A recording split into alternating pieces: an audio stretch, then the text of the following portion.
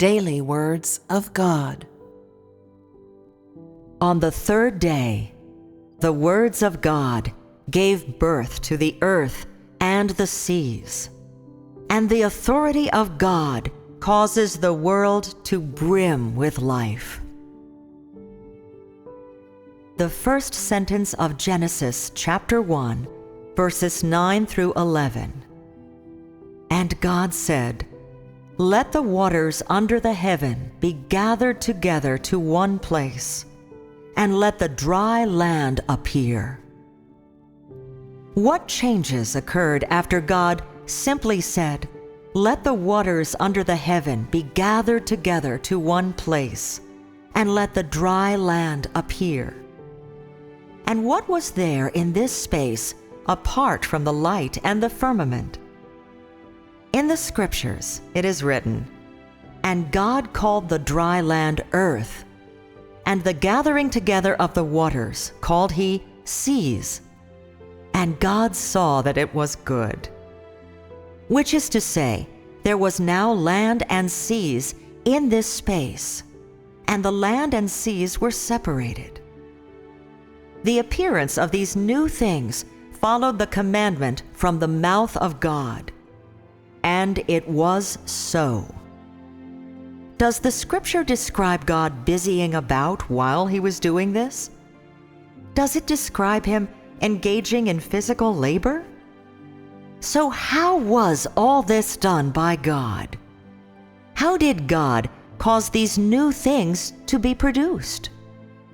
Self-evidently, God used words to achieve all of this, to create the entirety of this.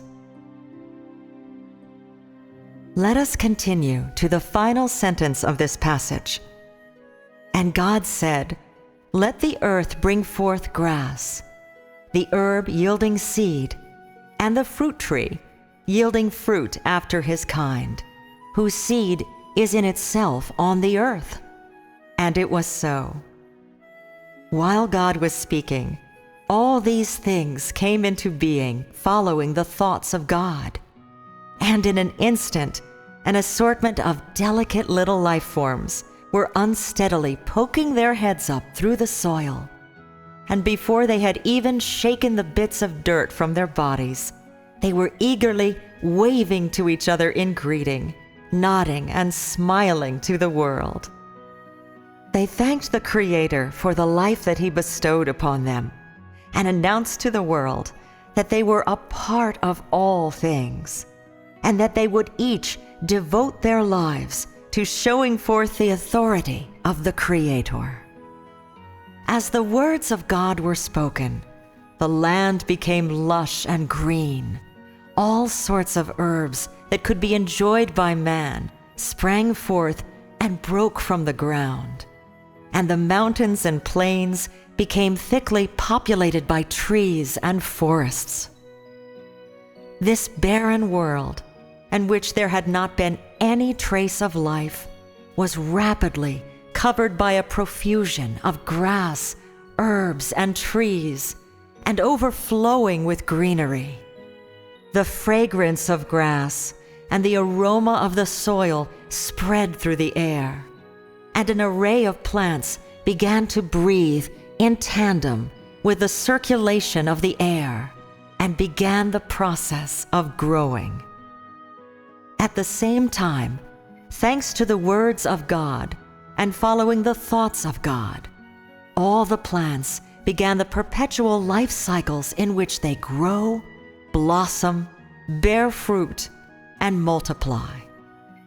They began to strictly adhere to their respective life courses, and began to perform their respective roles among all things.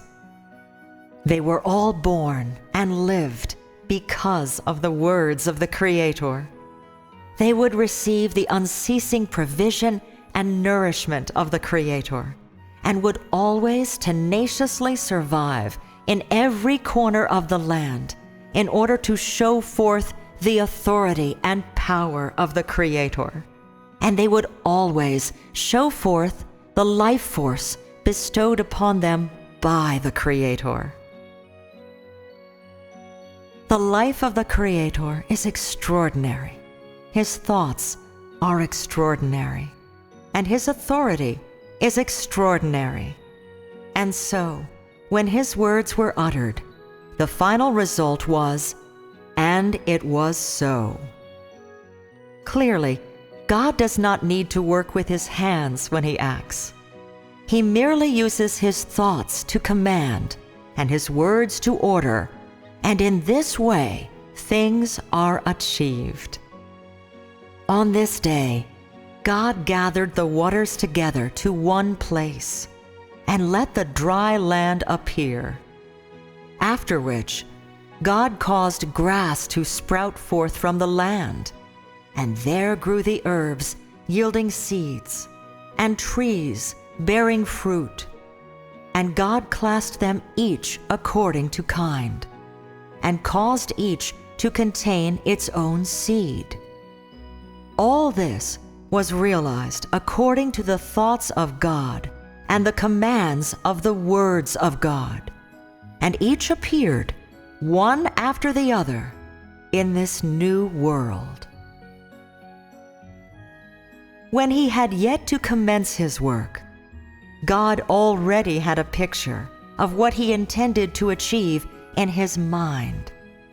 And when God set about achieving these things, which was also when God opened His mouth to speak of the content of this picture, changes in all things began to occur, thanks to the authority and power of God. Irrespective of how God did it or exerted His authority, all was achieved step by step according to God's plan and because of the words of God. And step by step, changes occurred between heaven and earth, thanks to the words and authority of God. All of these changes and occurrences showed forth the Creator's authority and the extraordinariness and greatness of the power of the Creator's life. His thoughts are not simple ideas or an empty picture, but an authority possessed of vitality and extraordinary energy.